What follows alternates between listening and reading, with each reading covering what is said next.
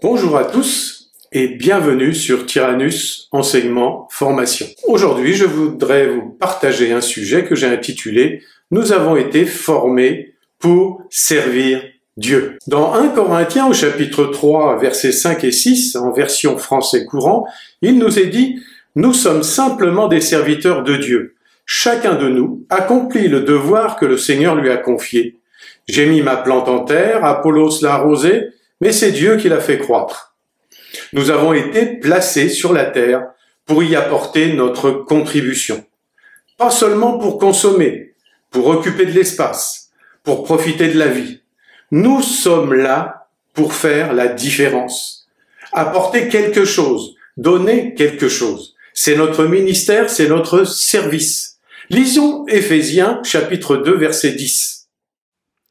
Éphésiens chapitre 2 verset 10. Car nous sommes son ouvrage, ayant été créés en Jésus-Christ pour de bonnes œuvres que Dieu a préparées d'avance, afin que nous les pratiquions. Nous avons été créés pour servir Dieu.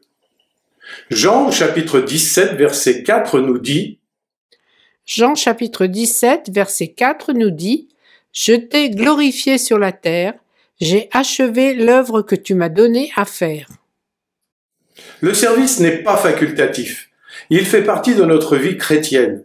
Nous sommes créés pour de bonnes œuvres. Amen. Plusieurs fois dans la Bible, vous trouverez cette phrase « servir le Seigneur de tout notre cœur ».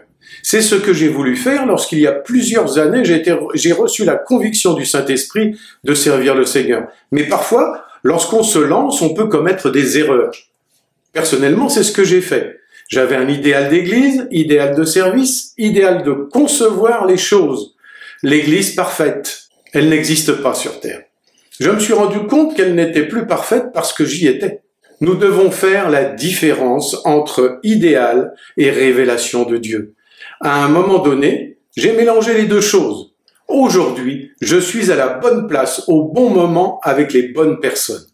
J'entends l'Esprit de Dieu parler et je veux lui obéir.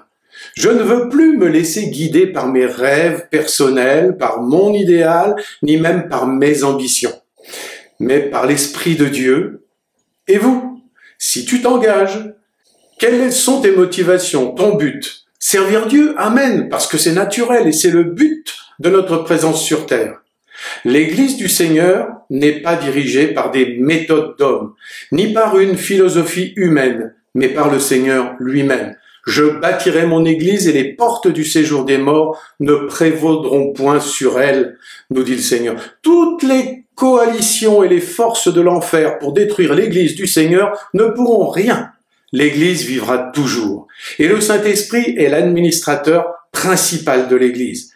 Chacun de nous est administré, géré par le Saint-Esprit et conduit par Dieu lui-même.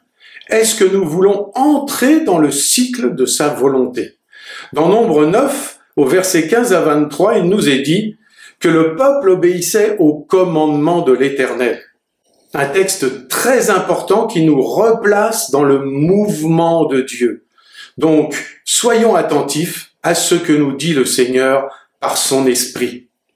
Amen. À bientôt.